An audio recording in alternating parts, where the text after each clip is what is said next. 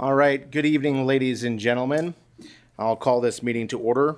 Before we begin, in the spirit of truth and reconciliation, we recognize and acknowledge the town of Edson is located on Treaty 6 territory, the traditional and ancestral lands of the Nikawak, Saulteaux, Siksika, Piikani, Kainai, Dene, Nakota Sioux, and the Atipisiwak nations. We honor the knowledge of this land, the elders and youth which gather here, and our ancestors who gathered here for centuries. Before I take a motion for the adoption of the agenda, Deputy Mayor Taylor would like to make an introduction. Go ahead, Deputy Mayor Taylor. Thank you, Mr. Mayor. At this time, I'd like to have Council Administration meet our library interim library director, Connie Hargraves. It should come forward here. Connie's going to be joining us here for the next year. Just right at the front there, at the video there. Sorry. And just a little bit about yourself. Oh, well, thank you very much. Thank you. I'm just delighted to be in Edson. I love Edson, and I am here to help the Edson Library transition in the temporary space while the renovations are happening in the main building. And my experience in libraries has been over 30 years. I've worked in a variety of libraries, mostly in the public setting. And I have experience with all sorts of things, negotiations, human resources, dealing with customers, customer service, training, all sorts of things, managing a variety of facilities, large and small, and staff complements large and small. So it's a really nice change to come to Edson, which is a really nice pace, and the people are just beautiful. And I really enjoy working with the gang on the board and in the library, and I look forward to seeing everybody here coming through our doors and having a cup of coffee or whatever. And and if you have any questions, just don't hesitate to give me a shout, and here we go.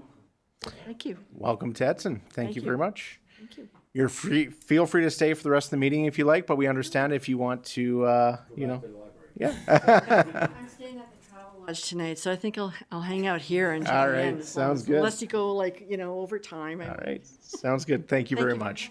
Can I get a motion, please, that the agenda for the October 3rd, 2023 regular meeting of council be adopted as presented? Well, you gotta hit your button. The mics work. Oh, okay. Go ahead, I'll Councillor make the Chenard. motion. Thank you. Thank you, Councillor Chenard. All those in favor? Motion carried. Can I get a motion, please, the minutes of the September 19th, 2023 regular meeting of council be adopted as presented? And we will go to Councillor Moore. I so move. Thank you very much, Councillor Moore. Any questions, comments, or concerns? See none. All those in favor? Motion carried unanimously. We have no public hearings, no delegations, no reading of bylaws. Can I get a motion, please, that council direct administration to enter into a revised 3-year conditional grant agreement with Community Futures West Yellowhead to support an ongoing loan program for new and existing businesses as per the proposal submitted by Community Futures West Yellowhead? Go ahead, Councillor Byer. I so move. Thank you, Councillor Byer, and I will hand things over to General Manager Clayton Kitlitz. Go ahead, Clayton. Thank you, Mr. Mayor. As council can see, there are two motions before them this evening with respect to this particular item. I just wanted to share that administration is wholeheartedly in support of these motions for two reasons. Number one, Community Futures West Yellowhead has done just a fantastic job of administering the loan program that was supported by council in 2020.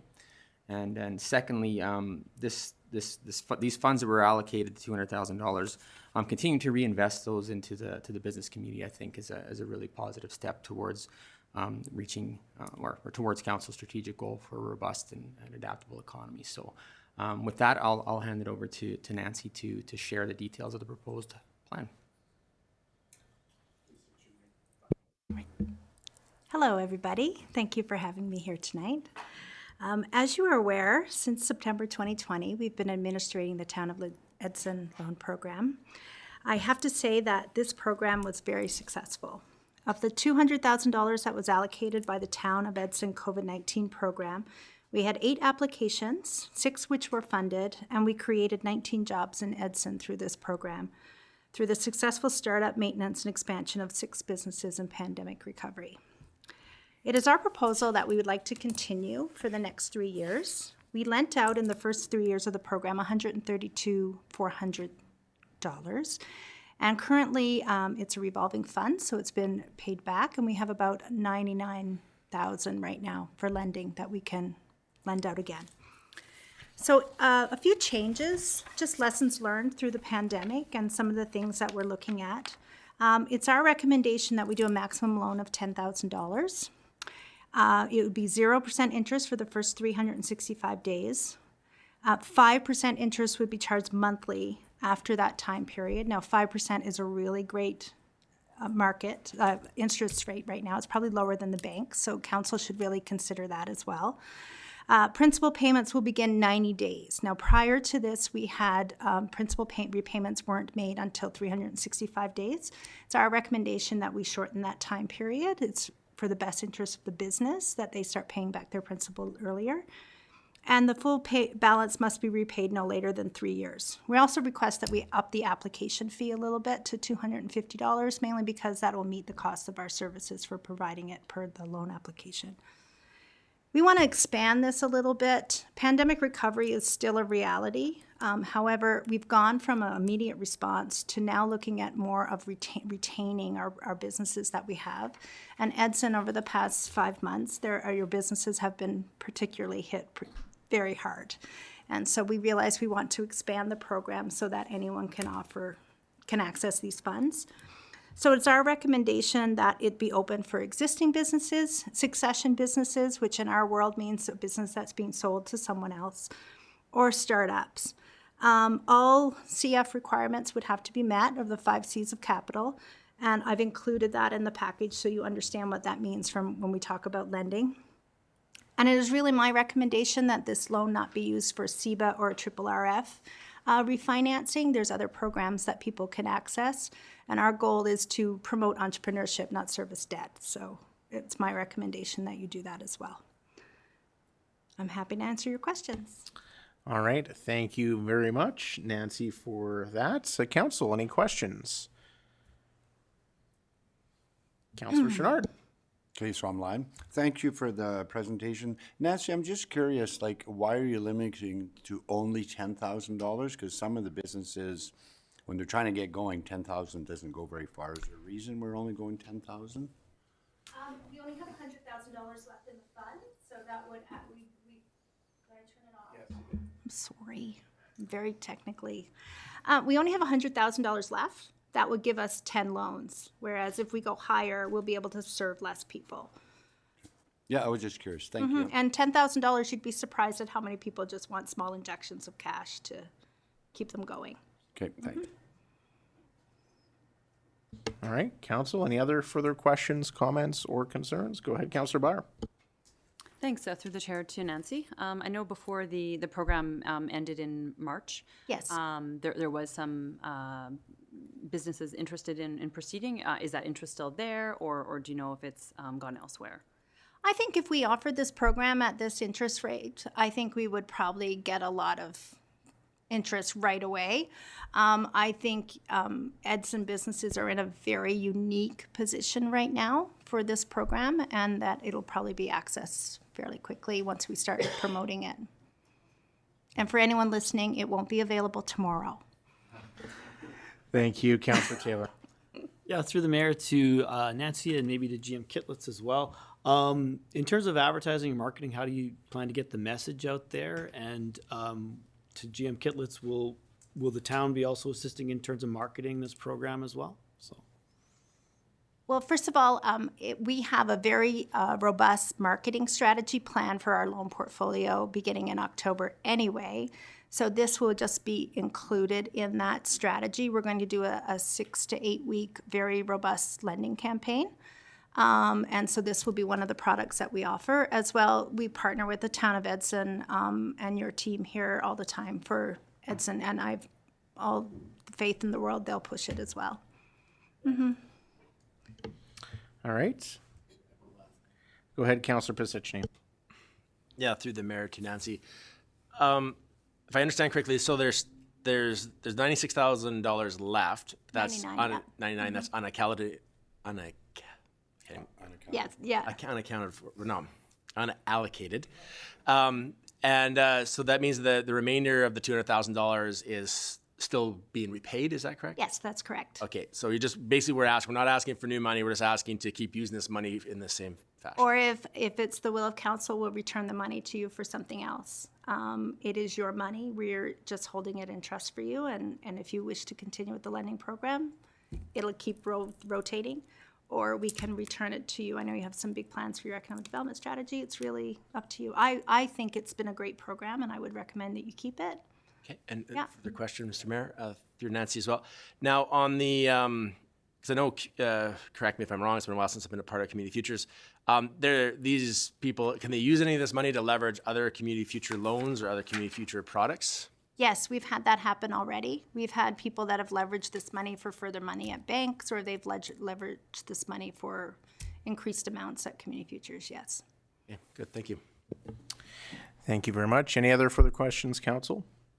Well, when we first developed this program, when COVID was going on, it was really, I think, the intention of the council to ensure that we were injecting some funds back into our business community, supporting them.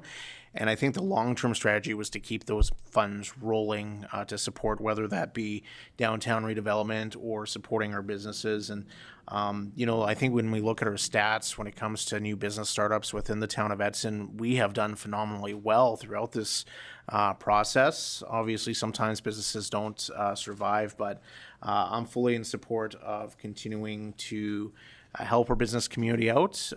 Sometimes, those short injections of cash is what's needed to hold businesses over or allow them to do some things that they may not be able to do otherwise. So I'm certainly in support. I want to thank Community Futures. I know we've been working very closely together over the last couple of years on supporting our business community. I appreciate that. So thank you. With that, I will call the question. All those in favor? Motion carried unanimously. Can I get a motion, please, that the $200,000 allocated for the previous loan program be allocated to the proposed program, subject to the same repayment terms as outlined in the previous agreement, as per attachment 2? Go ahead, Councillor Bevan. I'll make it so. Thank you, Councillor Bevan. Any questions, comments, or concerns? Seeing none, all those in favor? And that motion is carried. Councillor Bevan, did you vote? Yeah, I did. Okay. You're in favor? Just to be clear? You voted Yep. in favor? I didn't see your hand up, sorry. Thank you very much. That motion is carried unanimously. All right, thank you very much, Nancy. If I could add one more thing. If you want to just turn your mic on there. We are doing our Edson Business Walk on the 25th of October. So if any of council would like to join us, I will buy you lunch, and it'll be a great day. So just let us know. We'd love to have you all. Okay, thank you. Log in, Sarah, you can send a calendar invite? If you request that. Yes, do it, and then I'll remember. Thank you. All right, thank you. Can I get a motion, please, that council accept the climate vulnerability and risk assessment as information? Go ahead, Councillor Taylor. I so move. Thank you, Councillor Taylor, and we'll hand things over to GM Kitlitz. Thank you once again, Mr. Mayor. So we're looking for council to accept this as information, as mentioned. This project started off in 2022, if you recall, when Mr. Brendan Romine was here.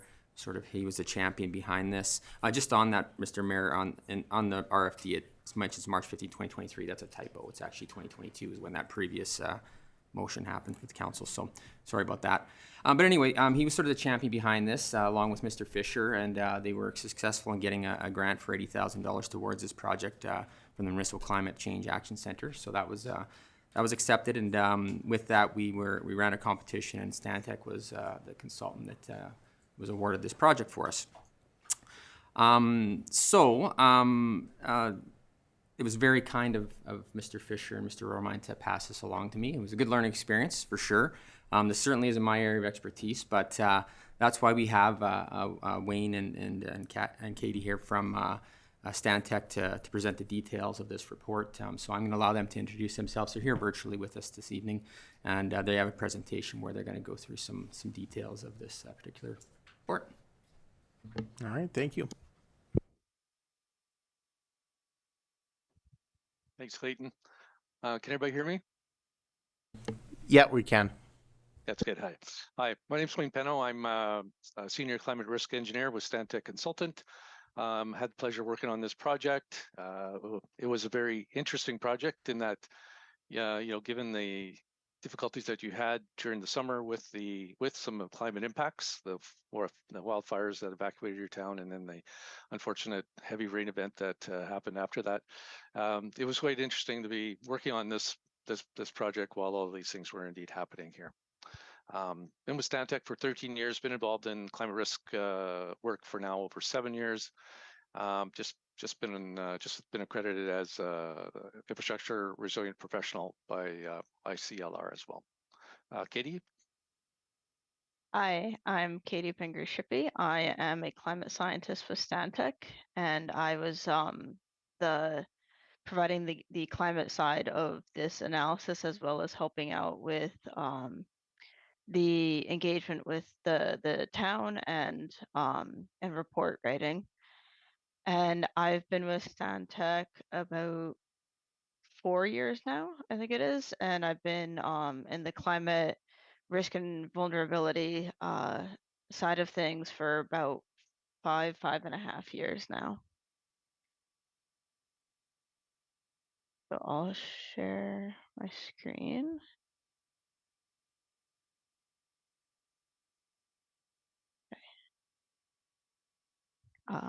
You should be able to see the presentation now. Is that Yeah, it's showing up here. all right? Excellent. Yeah, so we are giving a overview of the climate vulnerability and risk assessment that we completed for the town. So for the presentation, we'll give you a overview of the project, what we aim to do and get out of the project for the town, what assets we looked at, and then I'll walk you through at a relatively high level the climate vulnerability assessment that we completed, the process, how we classified vulnerability and what we found, and then walk you through the climate risk assessment. Again, the process that we used, the climate hazards that we looked at, how we classified risk, the time horizons we've looked at, and then the results. And then we'll finish off by talking about the adaptation strategies and recommendations that we developed. I have a very high level summary slide, and then if there's time, we can talk about some of the more detailed components. So as noted, we completed a climate vulnerability and risk assessment for the town of Edson, their asset systems. The two main goals of this project was to expand the town's understanding of how the municipal assets, infrastructure, and operations are vulnerable to climate change, and also to recommend ways in which to increase resiliency to the effects of climate change.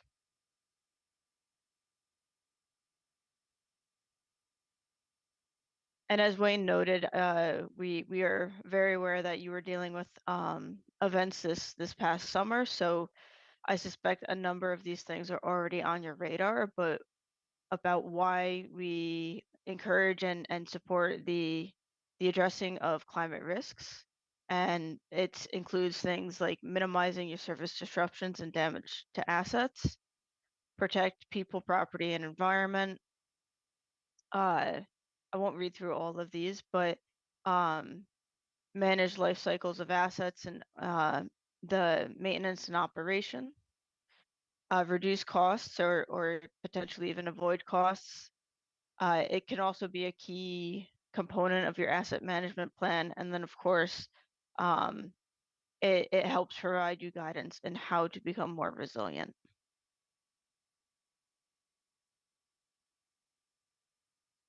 So we looked at a number of asset systems for the town. These included the administration and operation centers, so buildings, recreation and community centers, the roadways, ecological assets and parks, so the green spaces and the natural environment, stormwater conveyance and drainage systems, water storage, treatment and conveyance systems, and the wastewater treatment, storage and conveyance systems. So that's your new wastewater treatment plant.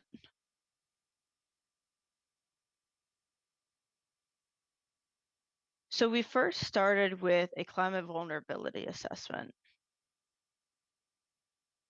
And the goal of this was to evaluate the extent to which the town's assets are vulnerable to climate-related hazards. And the way we do this is we have vulnerability as a function of exposure, sensitivity, and adaptive capacity. So for each of your assets, we ask the question of, is it exposed to climate-related hazards? Yes or no? And then we looked at the sensitivity of it to the climate related hazards, and you can see, I don't know if you, oh, there's my mouse. You can see here there's a number of things that we consider when we think about sensitivity. So how old is the asset? What's the condition of the asset? What are the maintenance and operation of it? How has it handled previous climate events? What kind of impacts has it seen? So based on that information, we assign a sensitivity of low, medium, or high. Similarly, we look at the asset in terms of adaptive capacity. And you can see in the second half a number of things that are considered when we think about adaptive capacity. Are there funds and emergency response plans? Can you respond quickly to an issue? Where is this asset located? Are you going to have trouble getting to it or getting supplies there that are needed to do repairs? Staff training, is your staff prepared to handle these types of impacts? And if so, how quickly can they respond? And again, we use a low, medium, or high for adaptive capacity. And then we do the simple arithmetic or multiplication to determine what our vulnerability score is. And this is our vulnerability matrix. And essentially, we say we have sensitivity on the top, low to high, adaptive capacity, the opposite direction, high down to low. And you can see that the more sensitive the asset is, and the lower the adaptive capacity is, the higher vulnerability it has to climate-related hazards.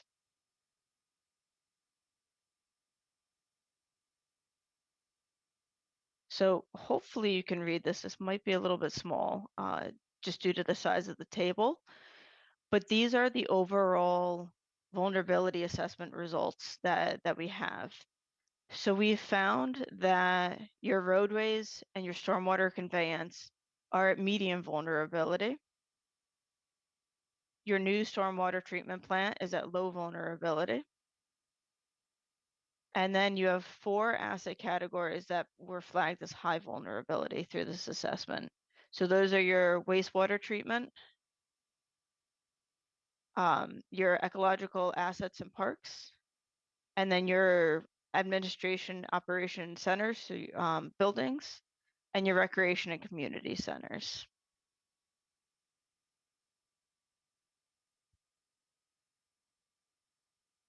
From there, we moved on to our climate risk assessment. And this is the process that we use to do our assessment. So we have our hazards assessment. These are defining what climate hazards we're going to look at. I'll explain which hazards we looked at in just a moment. our asset assessment. So this is our looking at your different assets and looking at, again, how do they handle past events? What are their conditions? What is the age? That type of thing. From there, we start asking the question of, we look at each individual asset and we look at, and we break it down into, we broke it down into relatively high level components. So for example, with buildings, we said, you know, the envelope of the building, the roof of the building, the drainage system. And so we asked the question of, looking at each of those components, is it exposed to the different climate hazards? And if so, what is the impact or the consequence of that climate event if it were to happen? And we rank that on a 0 to 5 scale. So 0 being no impact to 5 being essentially a very large catastrophic impact. Oh, and the other thing I forgot to mention on the hazard assessment, on the Stantec side of things, we do our climate assessment and we determine the likelihood or the probability of the climate event happening. So using the likelihood scores that are obtained from the hazard assessment and the consequence scoring, oh, sorry, the consequence scoring over here. I got ahead of myself there. Using the consequence scoring here, we can calculate our risk assessment. And then from there, we can use our results to do adaptation planning. I do also want to note before I move on from the slide that we did engage with the town in two workshops or interview sessions. The first was a informational interview session where we talked with town personnel about what kind of events they're seeing, how have they impacted the town, getting some on the ground climate information, how are they seeing climate changing for Edson. That was then brought in and helped assist with our climate assessment. And then we also engaged with them during a validation workshop. So we completed our risk assessment, we presented our results to them, and then we worked with them to brainstorm adaptation responses.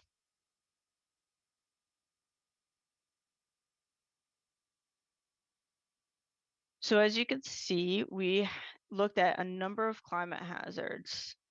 We ranged sort of across the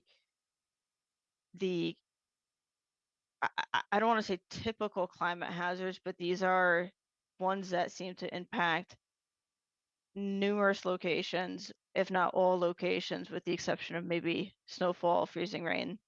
That depends on sort of where you are, but extreme heat, extreme cold, these temperature extremes are important. They can impact your infrastructure, they can impact your personnel working. Drought, we know that this can impact your water resources in the town.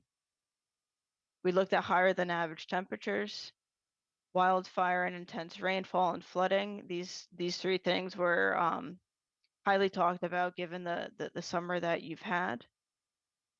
High wind events, severe storms, so thinking convective thunderstorms, heavy snowfall and freezing rain. So we had a number of things that we looked at.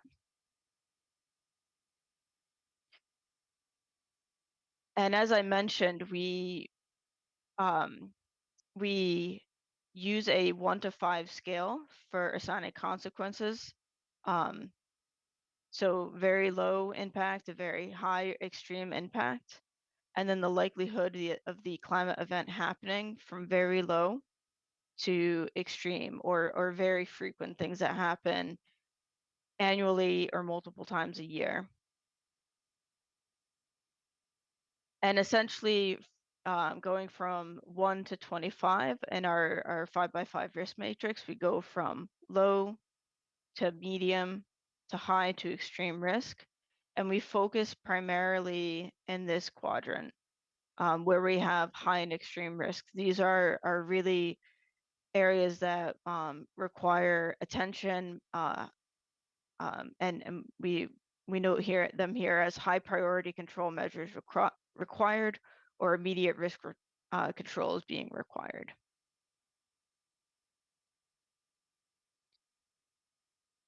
And we looked at the risk under a baseline climate, so 1981 to 2010. And then we looked at how your risk will potentially change into the future in the short term, so the 2020s, near term, 2050s, mid-century, and long term, 2080, so end of century. So you're able to see what's impacting you now, and then what are the emerging risks coming.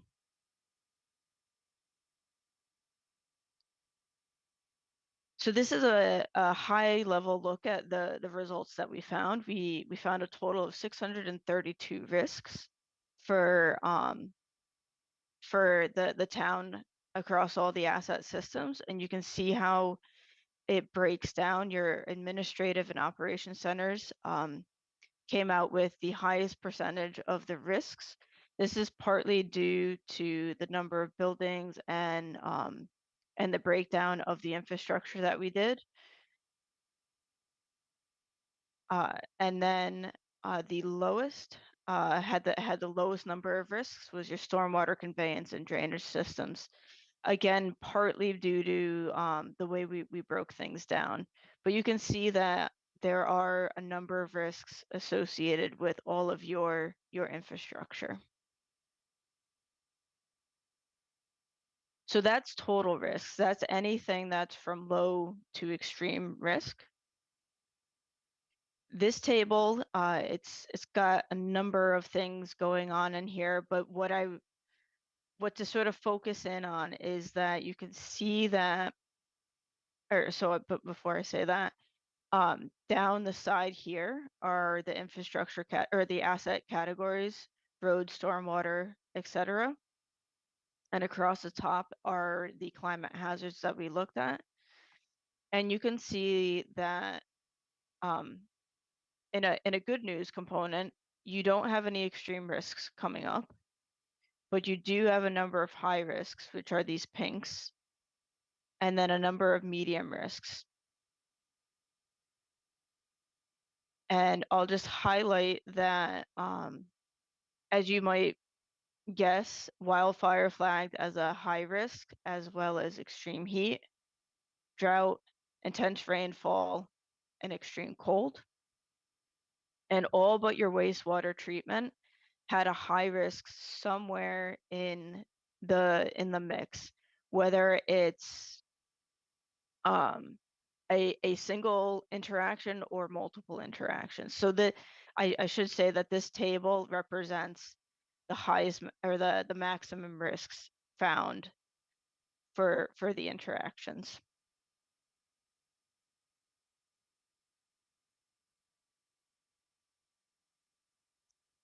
So moving on to adaptation strategies. So actually I'll go back real quick. So what's nice about this table is it allowed us to kind of focus in and say, all right, this is really where we need to focus our attention. And when we talked with the town personnel, we focused originally on these. We did talk about medium risks as well, but we focused on these high risks when it came to our adaptation strategies and recommendation brainstorming.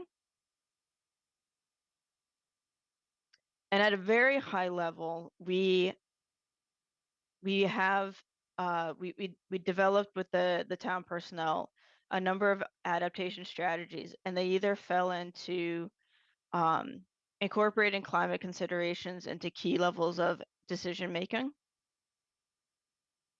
continually monitoring and improving climate projections and expectations, assessing climate resiliency for infrastructure, build and develop climate-based communication and collaboration opportunities, and develop an implementation plan. So these are very high level. They don't go into some of the detailed examples. I do have a few slides in here, but I'm recognizing that I'm coming up at about 20 minutes. I'm not sure if you would like me to present the next few slides that have more detailed information. Um, so, Or so council, do you go- want her to show the next few slides, or do you want to move on to questions? I'm privy to moving on to questions. We have the report in our package, so. Okay, so we're gonna, if you just want to wrap up there, and then we'll get into questions. Sure, yeah, so that was basically it. From what I understand, I should stop sharing my screen at this point? Yeah, that'd be great. Thank you. Okay. All right, so we will open the floor to any questions from council. There's lots of information and data within the report that's been presented, and we will go to Councillor Moore. Go ahead, Councillor Moore. Thank you, Mr. Mayor. To Catherine, 632 risks. How does that rate with other municipalities?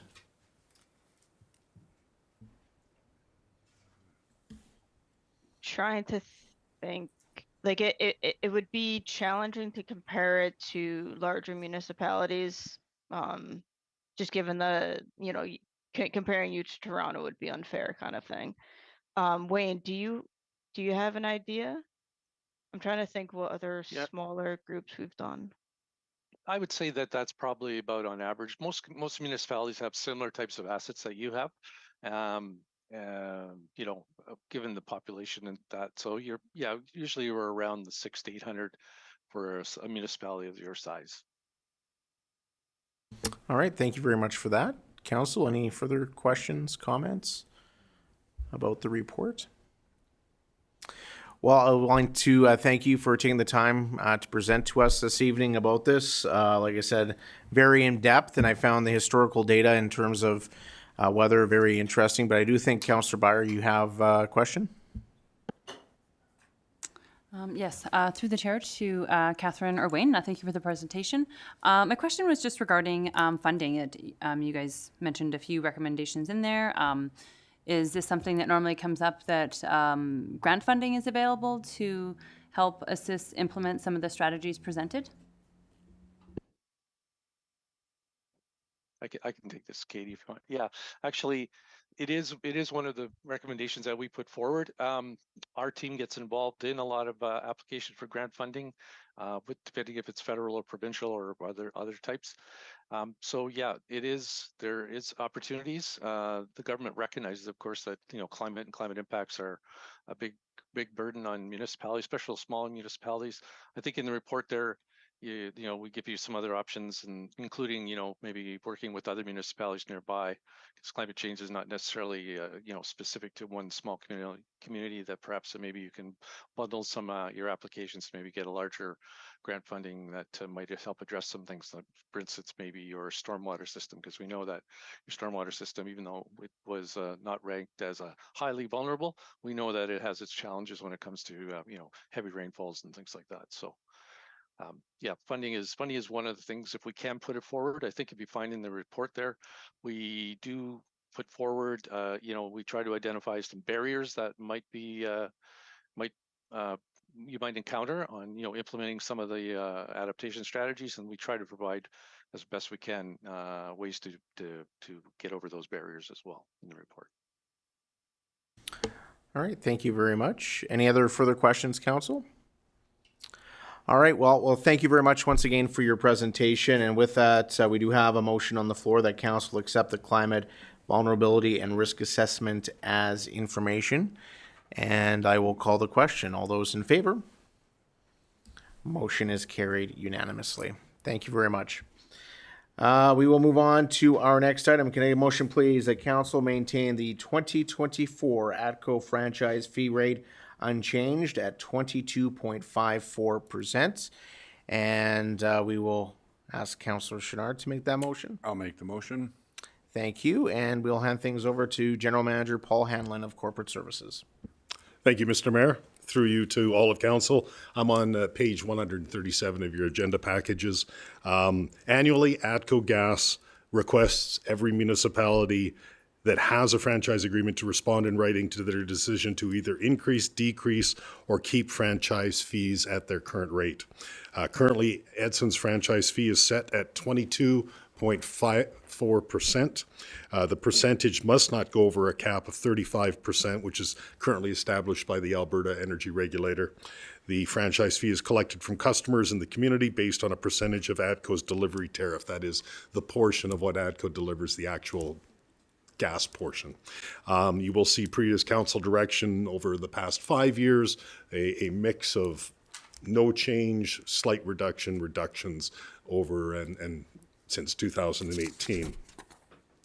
The actual 2023 revenue for franchise fee, so that's July 2022 to June 2023, was $580,691.56. By policy, and that policy is attached franchise fee revenue policy. But by policy, we are to adjust for inflation. That is the CPI increase for the 12-month period ending June 30th, 2023. That was determined to be 2.8% in this case. Subsequent to determining that, the ATCO's forecast delivery tariff, that is the cost of gas sold that they are expecting to sell in 2024, has now been confirmed by the AUC, and they are estimating that they will sell in Edson, just the gas portion, $2,671,288, which is down from 2023, and that's due to a reduction in gas prices.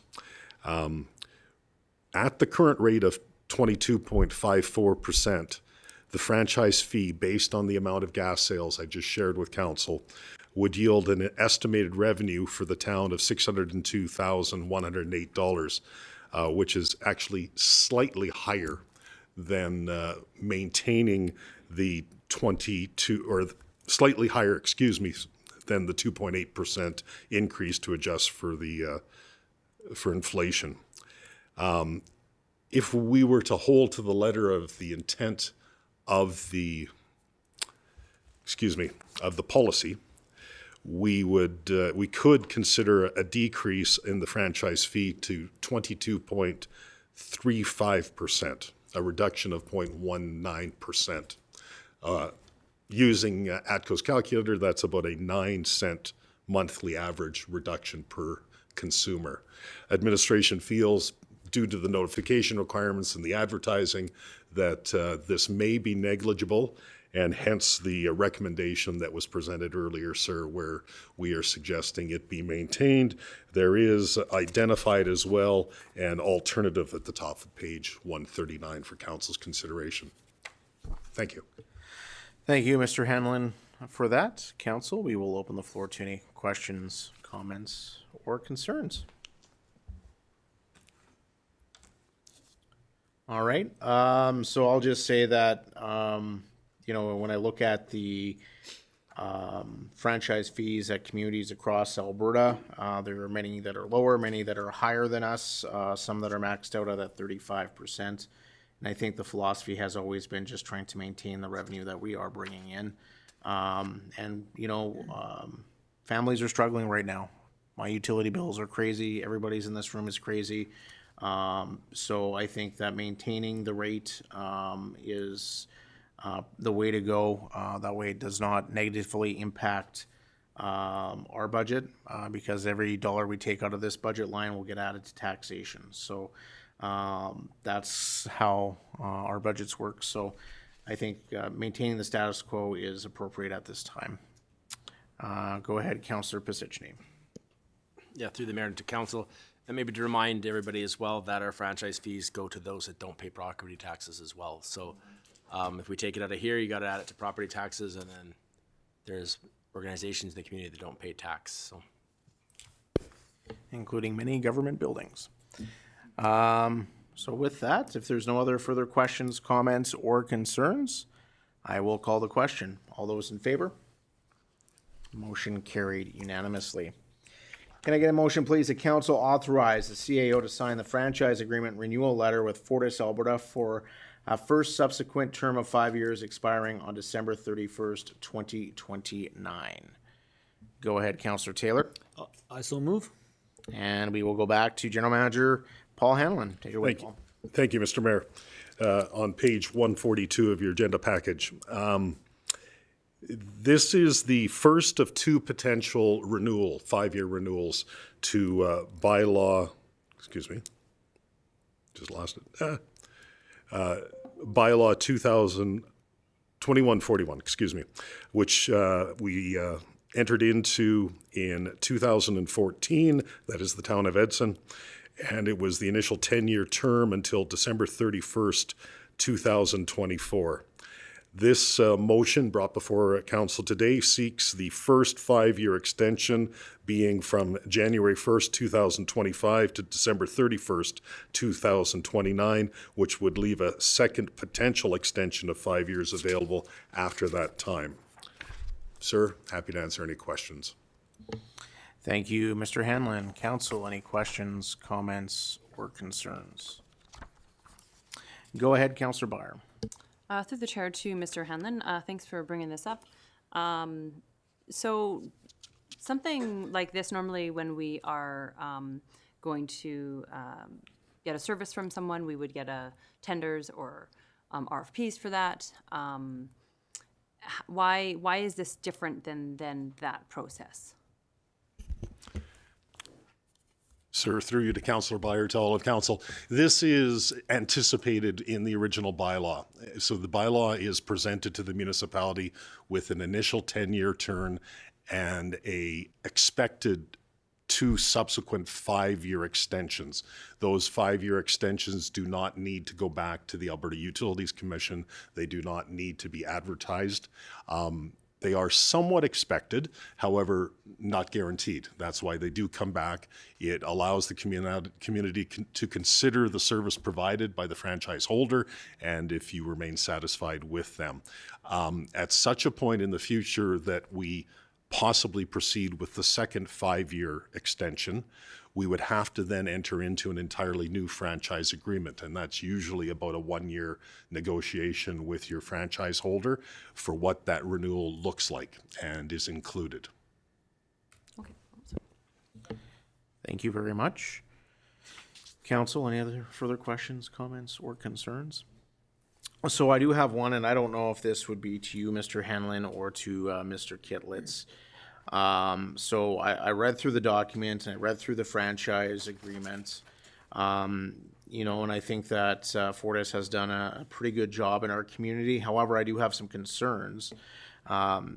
We recently had some lights out on 10th Avenue. They're responsible for fixing that. It's been reported for quite some time, and I know I've bugged Mr. Kittlitz about this as well. And there seems to be a lag in getting that fixed for whatever reason.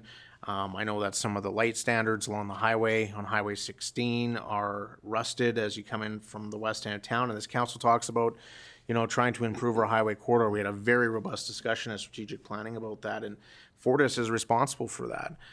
So I guess what are the checks and balances to ensure that sort of stuff is happening? I see they have responsibilities to check on these things. I do see some light standards that are leaning in our community. How do we address that? What's the proper, I guess, process? Or is that a conversation that can be had with administration, with Fortis? Because I think that some of this stuff is getting missed. And, you know, having a residential neighborhood without streetlights for 3 weeks when it's darker outside, I don't think is the level of service that I come to expect in my community. So I don't know if administration, you want to speak to that at all, or just take that back for consideration. Go ahead, CEO Beveridge. Mr. Mayor, through the rest of council as well. So we do have a very good relationship with Fortis, and we have a stakeholder relationship coordinator that we work with. And when we aren't seeing items being rectified on a more expedient basis, we have that opportunity to always provide that up to this individual. So I was just made aware with regards to the on 10th, I believe. So if it's not something that's being rectified, when you go through the proper channels of identifying the issues that you have through Fortis, and you're seeing that they're not, this goes for our residents as well. Let us know, and we can always move it up the chain. Sometimes it just gets missed in their processes, but I would say that when we have brought things forward, they have been fairly responsive when it comes to those situations. Thank you for that, CO Beveridge. Go ahead, Councillor Pizzicini. Yeah, we were just at Alberta Munis and having conversations with Nikki from Fortis. She does apologize she hasn't been here for a bit, but she is going to be making a visit to our council in the very near future to address some of these things. And we could definitely ask her those questions at that time as well. All right, thank you for that, Councillor Pizzicini. Like I said, I do think Fortis has done a really good job in our community. Just a couple little things that I've noticed in recent weeks as I drive around the community. So with that, Council, do you have any further questions, comments, or concerns? Seeing none, I will call the question. All those in favor? Motion carried. Can I get a motion, please, that council appoint Compass Assessment Consultants, Inc. as the Town of Edson's assessor for a period of 3 years with an expiration date of June 30th, 2026? Councillor Bevan? I'll make it so. Thank you very much, Councillor Bevan. And we will go back to Mr. Hanlon. Thank you, sir. Mayor, through you to all of council. In 2015, the town of Edson first appointed Compass Assessment Consultants Incorporated as its property assessor for an initial 3-year term, which expired in after the 2017 assessment year, that being June 30th, 2018. The contract came with an option for mutual extension and was then extended by the town and Compass to June 30th, 2023. In April of this year, the town issued a request for proposal, Assessment Services Town of Edson, which closed April 26, 2023. At that time, the town received just one RFP response, which was submitted by Compass Assessment Consultants Incorporated, and that submission satisfied all requirements of the town's issued RFP. At the bottom of page 186, you do see the agreed upon financial implications of this contract for the assessment years 2024, 2025, and 2026. Sir, I'm happy to answer any questions on this matter. All right, thank you, Mr. Hanlon. Council, do you have any questions, comments, or concerns? Go ahead, Councillor Pizzicini. Yeah, through the mayor to Mr. Hanlon. Is there a reason we only had one submission? Sir, through you to Councillor Pizzicini, to the entirety of council. I'm not entirely sure. I wasn't involved with the RFP at that time. So I did check the records. There was some interest, and what I mean by interest, when it goes out on ACP, you can check and see who drew the RFP, who initially expressed interest, but we only received one complete application, and that it was from Compass.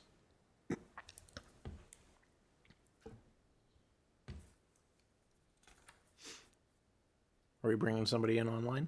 Okay, that's for the Sorry, next sir. one. Okay, just wondering what's going on here. All right, council, any other questions, comments, or concerns? Seeing none, I will call the question. All those in favor? Motion carried.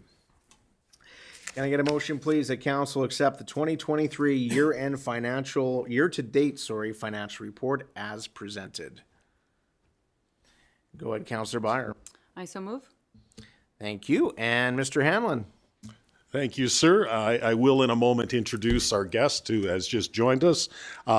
Just by way of introduction, administration has typically prepared for council a financial report quarterly, updating council on the financial situation for the town of Edson.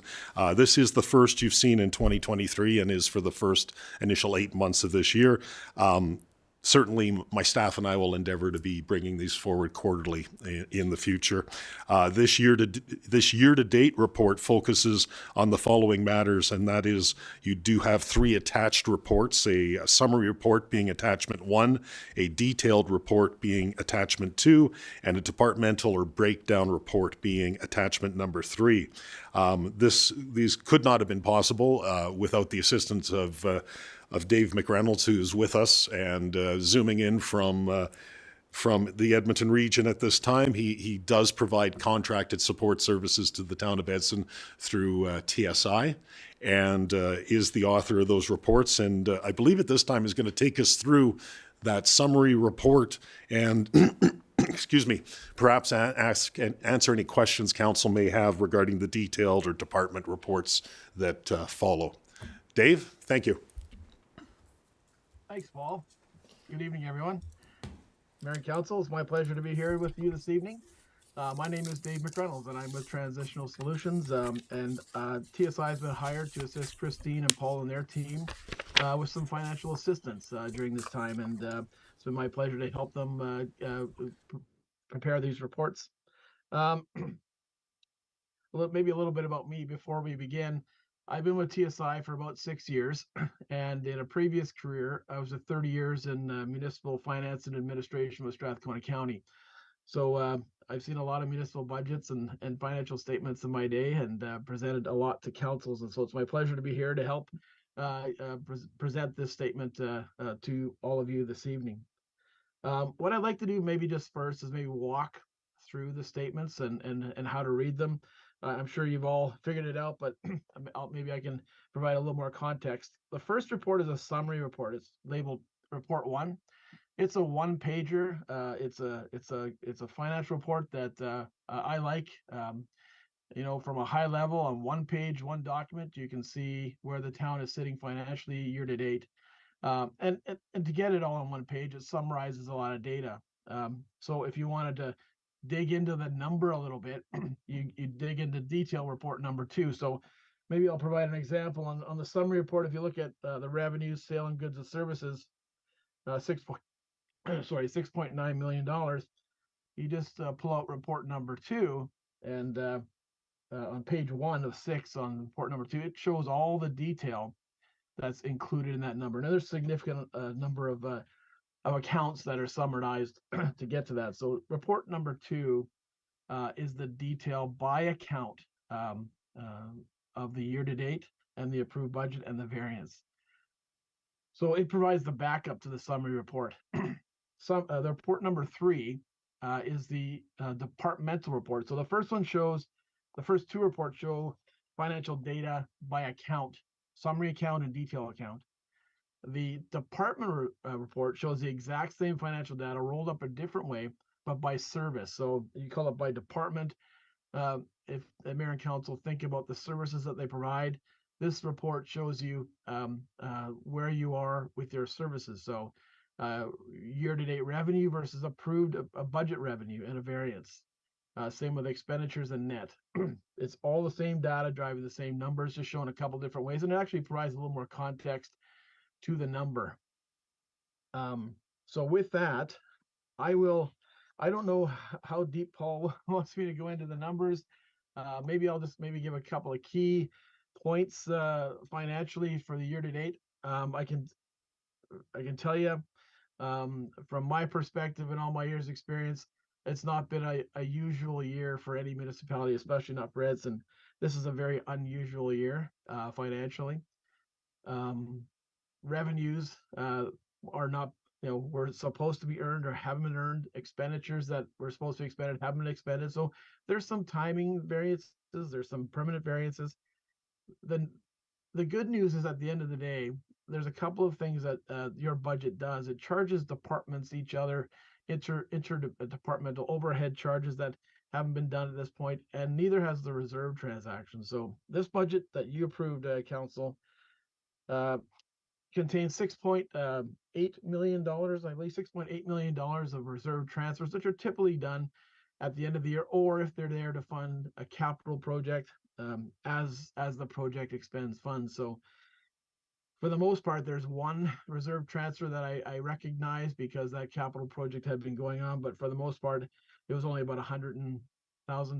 The remainder, the majority of your reserve transactions, which are done at the end of the year, have not been done, and that's what's driving the year-to-date surplus. If you do those reserve transactions at the end of the year, you'll have a very tight budget. But that's your flexibility I see at this point. It's an unusual year, unusual expenses, some bridge financing may be required. I think this is the tool that you use to maybe delay some reserve transfers if need be. But from 40,000 feet, right now, the town seems to be in pretty good financial shape. So I'll leave it there and maybe let Paul dig into the details. And if you want to talk about variances, maybe I can help.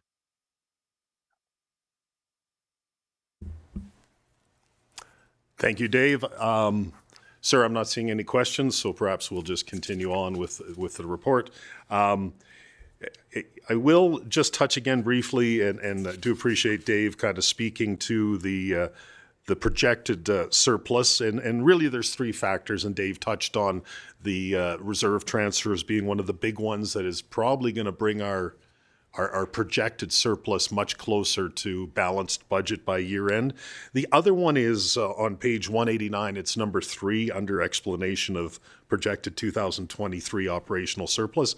And that's some of the significant recovery costs that we continue to wait on repayment and or we've not received them yet. This is mostly related to recoveries for evacuation centers and or repairs due to flooding. So we do have direction from Alberta Emergency Management that those intermunicipal repayments for evacuation center costs have to be reviewed before payment. We do have those, at least 2 of 3. We expect one more. We have those being reviewed at this time, and they may or may not be paid this year. It just is going to depend upon authorization to proceed with the repayment to some of our municipal partners at this time. At the end of the day, I think we are much closer to an actual balanced surplus. And as Dave said, there are some options that administration would bring to council if necessary to ensure a balanced budget at year end. So still some things left a bit up in the air depending payment on the evacuation situation and completion of repairs due to the flooding. The bottom of page 189 of your agenda package, we do see some of those significant variances that we've reported upon. And I don't know, sir, if you need me to go through those or perhaps just open that up to questions, but I think we can just open up to questions. You guys have put together a very detailed report for us, and I think is one of the better financial reports that I've seen, which gives us a lot more detail in terms of where our revenues are, what our expenditures are, and I look forward to seeing that moving forward.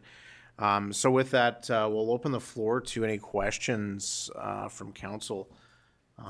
Anything on the financial report? Go ahead, Councillor Byer.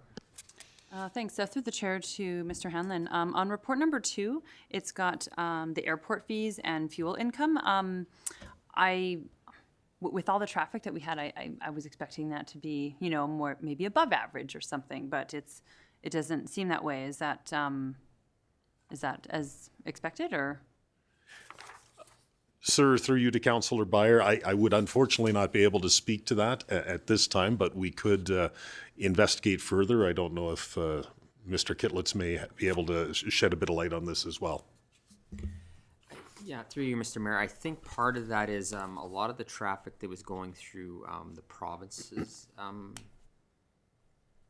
don't know what the word I'm looking for, but under their jurisdiction, we're using their fuel sources rather than ours. So I think a lot of that traffic that we saw wasn't necessarily, it didn't go to our side of the books. That's kind of what happened. So that's my understanding. All right, thank you. Councillor Pasechny. Yeah, through the mayor to Councillor Byer. The air tanker base has a lease with us on the airport, and all the air traffic for the wildfires would not be, they'd be go through the lease. So they would not get airport fees for all the helicopters and airplanes and stuff. Good question. So that's why they have a lease with us. And we want those aircraft here as much as possible. So, okay, thank you. Any other questions, comments? Council? All right, well, with that, thank you very much for that update. And as was mentioned, very phenomenal year. We've lost 2 to 3 months of operational work because we were dealing with emergencies. So a lot of the things that we had planned out this year just did not happen, the unfortunate reality. But we are seeing the repairs happen in our community. Can't wait to see 6th Avenue reopening here, hopefully in the next few weeks. So thank you very much for all your work. And go ahead, Councillor Byer. Sorry, thanks. Through the mayor to administration, Mayor Zahara reminded me of one more question. So we've already been aware that we have a lot of capital projects that aren't going to be able to be completed this year, you know, for various reasons. Many of them just didn't make the tendering process because of the wildfires. Do you have an indication on the impact that that might have going into next year, that now we've kind of are backed up a little bit on capital projects? Are these things that get like contracted out? I'm not sure how that impacts the staff time that it takes to do each of these projects, like the road stuff, and there's a pile of them in there. Go ahead, GM Hanlon. Thank you, sir. Through you to Councillor Byer, to all of council. Certainly, as we are preparing the 2024 budget, we'll be taking a look at the capital plan. So not just 2024, but actually we're looking at a 10-year capital plan and what we can accomplish in 2024 and all years going forward. We don't wish to overload that same staff. We do, and just kind of taking a look at the last page of the report, you'll see, for instance, a full rehabilitation of 18th Avenue. That was tender ready this year, but when we went to tender, it was probably a little too late in the year. So we're going to go out to tender early in 2024 with that one, assuming it's approved in the 2024 budget. And we fully anticipate with a project of this size, we'll get considerable interest, and we will proceed with that. So we will balance the carryovers. We will bring those back to council to seek your direction on that in the adoption of the new budget. Particularly the capital budget and the capital works for upcoming years, and ensure that the priorities are understood and met going forward. Thank you for that. All right, council, all those in favor? And that motion is carried unanimously. Can I get a motion, please, that council accept a letter from Minister Nixon for information as presented? Go ahead, Councillor Chenard. I'll make that motion. Thank you. Very nice letter from Minister Nixon regarding the wildfire response and speaking to the work that our staff, as well as many contractors and people in our community, provided. Also happy to notice council is aware that we did receive word on Friday from the provincial government and Minister Ellis that we have been approved for the DRP for fires. We have not heard back for the floods as of yet. I spoke with Minister McIver at Alberta Munis, and he is going to follow up on that on our behalf to see where we're at, as that falls under public safety and the Deputy Premier's office. So with that, if there's no questions, comments, or concerns, I will call the question. All those in favor? Motion carried unanimously. We have no sundry items. Council committee reports. We are going to go back to September the 20th. And today we will start with Councillor Taylor.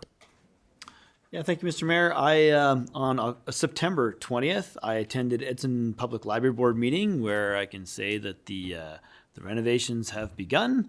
The demolition, I think, is going well, or at least it was on September 20th, and I think it continues to go well. We had our first meeting in the new space, so make sure if you haven't come down to the new space, the staff there have done a fantastic job of things there.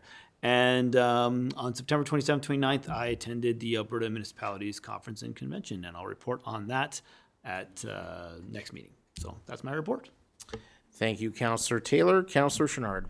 My only one was September 27th to 29th, Alberta Muni, and 4 public events I can't report on. All right, thank you, Councillor Bevan. Oh, hang on a second, Councillor Bevan. Lost my spot. It's still live. I have nothing to report. Nothing to report. Okay, thank you, Councillor Bevan. Councillor Byer. Okay, I have lots. September 21st, Councillor Chenard and I attended the EPR workshop, which is Extended Producer Responsibility. So I will report on mine and his behalf. So I have gone to one seminar on this already. I thought there would be maybe some new information, but the bylaws, which were supposed to be released in the spring, have not been released yet. So I will give a brief, depressing overview of the EPR process coming forward. So the producers, so the people who want to sell their products, they have to pay for the system, and it's not already built into the price, so I would probably expect an increase at a grocery store near you for anything we're buying. They are going to be having boards, so there'll be the producers, and then they're going to use a board, and then that's going to go to the municipalities. So because they are a board, I asked the question, like, where does the liability lie on this? Because the board will be the ones incurring any liability if something doesn't go right. So it'll be interesting how that lays out in the bylaws. And we're also told that we need to get in line first, because then we'll have the best opportunity to get to negotiate with the producers to get what we want in terms of dollars. But we also need to know how much our residents are recycling, because this is only for residential recycling, and I don't think it includes apartments or something like that. There's some specific wording there, but that'll come at a later date, it's expected. And so because we don't know how much tons we are recycling in these products already, it's going to be very hard to negotiate on our behalf to ensure that we're getting, I guess, a fair deal.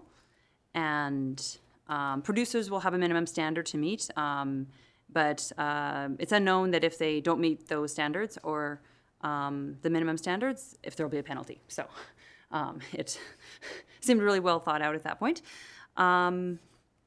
And yeah, so that's that. There will be more coming eventually down the line to council because we will have to make a decision on this, even though it doesn't seem that great at the moment. And September 27th, 28th, 29th, I also attended the Alberta Community Convention in Edmonton. And October 2nd, the 2nd of October, I had a special Community Futures West Yellowhead meeting. Since the federal government released some information after our last board meeting on the RRF and CEBA loans. Those were the business loans that businesses could get $40,000 or $60,000, and then if they pay it back by a certain date, they would be forgiven for $20,000 of that portion. So that's all come and due. They decided originally December 31st, and now it's mid-January, I think the 18th or something. I don't remember the exact date. So that way it's not being dealt with over the Christmas season. And Community Futures, we met to discuss whether or not we wanted to proceed with allowing the current businesses that have loans through Community Futures to be able to refinance them. Because as Nancy mentioned earlier, we don't do refinancing, we do new business stuff. So we needed to kind of determine where we sat on that. And we did motion that we would refinance loans up to a total value of $400,000, which is just a fraction of the loans that are coming due in our region. And previously, the federal government did not require collateral on these loans. We will be requiring the collateral as per the 5 Cs that are in Nancy's report, and as we would regularly on any loan, require collateral. And yeah, so we will be allowing that to happen. And then a couple other little things coming up. October 17th is a small business breakfast in Edson. October 18th, there's a lunch and learn about these CEBA and RRF loans that I was just talking about. So we have had businesses kind of ghosting us, which is not good, all across the region. And this is an opportunity for them and anybody else who isn't to just understand what do they need to do with this loan. Like, it's coming due, there's a lot of information out there, and we want to help them out. We want to make their business work. And October 19th, there is a Women in Business session. And on the 25th, as Nancy mentioned, the Edson Business Walks, which have already been emailed to council. And that is my report. Thank you, Councillor Byer. Councillor Moore.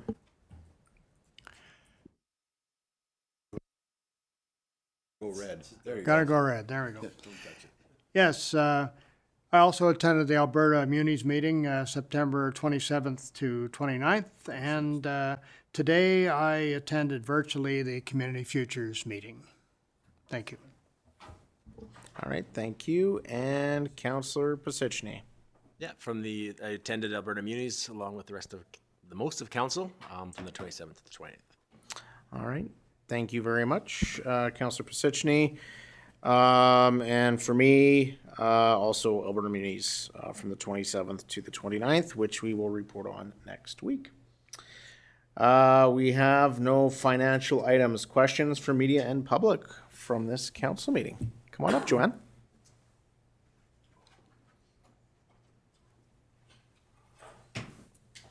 Thank you, Mr. Mayor. I just have one small question. Could you give me just a brief summary on how the ATCO franchise fee revenue works? Like, I don't understand. I've never. Okay.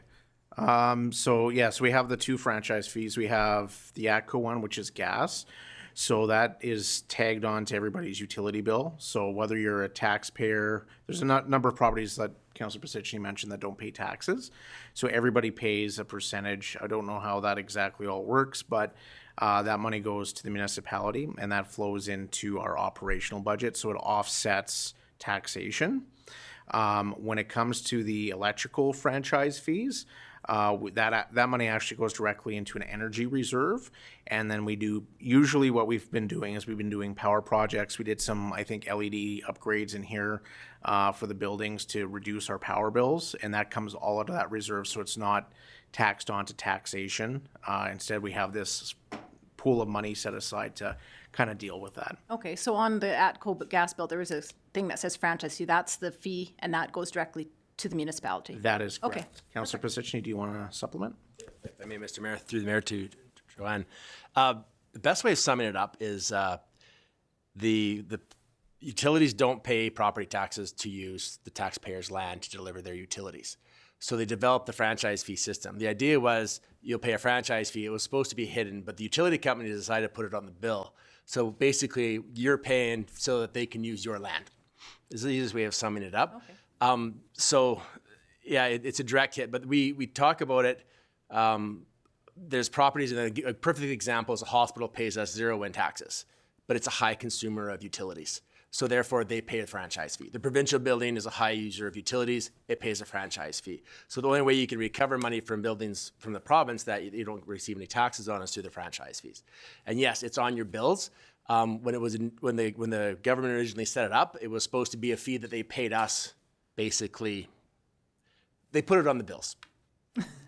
Well, now I know what it's for. I was just curious if it correlated. Yeah, so they don't pay us property taxes. So all the power lines through town, they don't pay property tax on. All the gas pipes underneath our roads, they don't pay tax on. Okay. They pay a franchise fee on it, but they decide to show you what they pay us. Excellent. Thank you very much. No problem. Thanks, Joanne. With that, do we have any questions for media or anybody else in the gallery want to ask any questions? Everybody good? Okay. Steve, anybody from media? Okay. Can I get a motion, please, to move into the closed session pursuant to Section 17 and Section 19 of the Freedom of Information and Protection of Privacy Act? Councillor Pasichny. I so move. Thank you, Councillor Pasichny. All those in favor? Motion carried unanimously. All right, so council, do we have any motions? Motion to adjourn. Hit your button. Oh, it's working. Motion to adjourn. Thank you, Councillor Chouinard. Any concerns? No? All those in favor? Motion carried.